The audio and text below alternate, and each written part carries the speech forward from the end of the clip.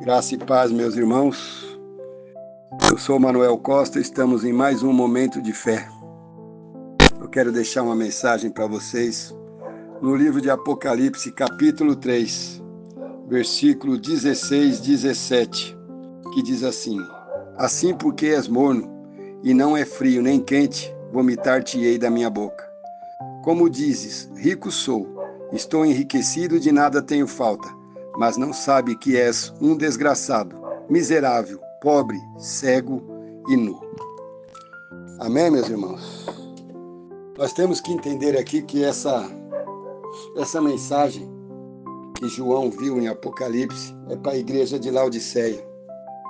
Laodiceia era uma cidade que era muito rica, era uma cidade que vivia por meios próprios, sem ajudas governamentais na época. Era uma cidade próspera, uma cidade que tinha de tudo, como era uma cidade portuária, todos que faziam a viagem de ida e volta passavam por Laodiceia, e eles fabricavam tecidos finos, fabricavam também o colírio, fabricavam muitas coisas naquela cidade, naquela época. Então era uma cidade rica, uma cidade próspera, uma cidade que dependia de si mesmo. O que Deus fala aqui, que não és morno, que és morno, não é quente nem frio. Laodiceia tinha de tudo, mas não tinha água própria. Tinha que vir água de outros lugares para abastecer a cidade. E de um lugar a água vinha quente, do outro lugar a água vinha fria. Então se tornava uma água morna para aquele povo. E por que Deus está comparando? Deus está comparando a forma que a cidade vivia com a forma da igreja, que era a igreja de Laodiceia. Uma igreja que tinha pessoas de todo tipo e era uma igreja fria. Uma igreja morna, uma igreja morna. Uma igreja que não produzia, uma igreja que não tinha fé, uma igreja distraída, uma igreja que não tinha uma qualidade sequer. Então, por que Deus fez essa comparação? Por que Deus fez esse alerta a Laodiceia? Porque Deus ama. Fala aqui que aconselho-te que de mim compres ouro provado no fogo, para que te enriqueças, e roupas brancas para que te vista, e não apareça a vergonha da tua nudez, e que unja os teus olhos com colírio para que vejas. O que Deus está falando aqui? Não adianta eles terem ouro se não for abençoado por Deus.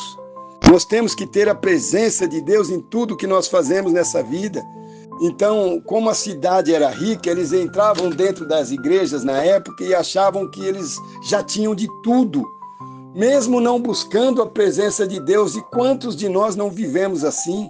Quantos de nós, por termos dinheiro, por termos uma condição financeira abastada, não conseguimos agradecer a Deus e viver na dependência dele, porque o dinheiro compra quase tudo, mas não compra a salvação.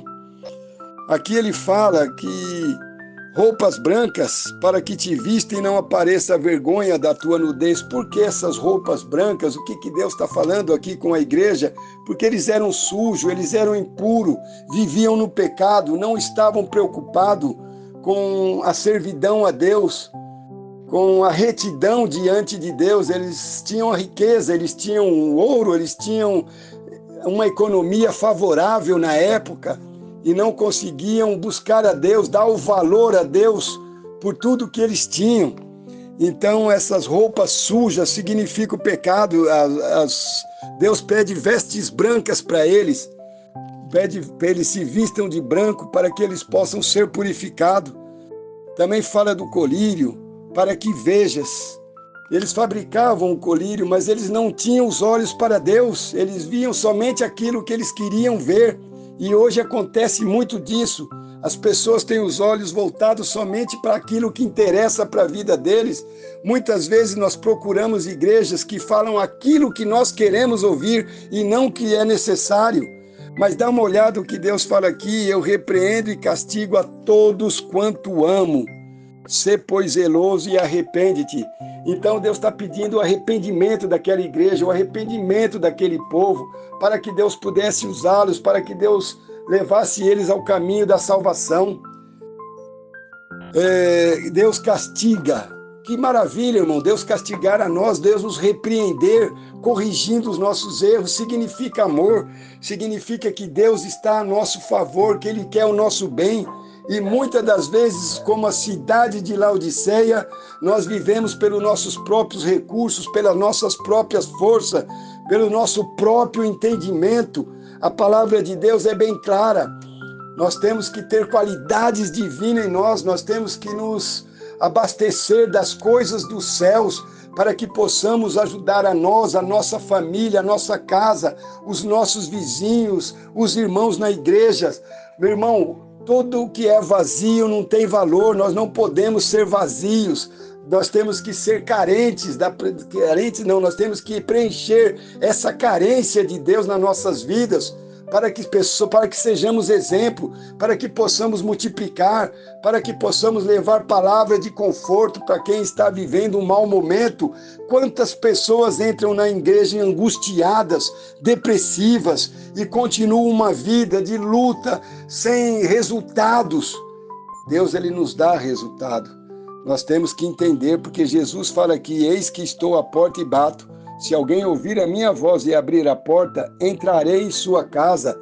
Tem noção do que é isso, irmãos? Deus está batendo na porta. Ele quer entrar na sua casa, Ele quer fazer parte do seu convívio, mas Ele quer prioridade. Deus tem que ser prioridade. Aquele mandamento que fala amar a Deus sobre todas as coisas, e nós amamos todas as coisas para depois levar o que sobra do nosso amor a Deus, e depois nós ficamos reclamando da vida, reclamando que as coisas não acontecem. Deus não é só milagre, Deus é presença, Deus é amor, Deus é graça, Deus é vida, e vida é abundância. Vamos dar uma olhada para trás para ver quanta tragédia tem acontecido, quanta desgraça tem acontecido, mas Deus tem sido favorável conosco. Só de permitir que você está ouvindo esse áudio é porque você está vivo hoje, é porque você tem nova oportunidade de se arrepender, como Deus está pedindo para a igreja de Laodiceia se arrepender, trazer movimentos divinos para nossas vidas. Nós temos que ser mais carismáticos, dividir aquilo que nós temos. Nós temos que apostar na nossa vida toda em Deus, porque Ele é garantia de salvação. Nós temos que estar ligados aos céus o tempo todo e viver a presença de Deus. Nossa vida não tem sentido sem o Deus verdadeiro nas nossas vidas, irmãos. Jesus está batendo a porta, irmão. Cabe a você abri-la ou não. Pense sobre isso, reflita sobre isso. E eu desejo uma bela semana para todos. Deus abençoe.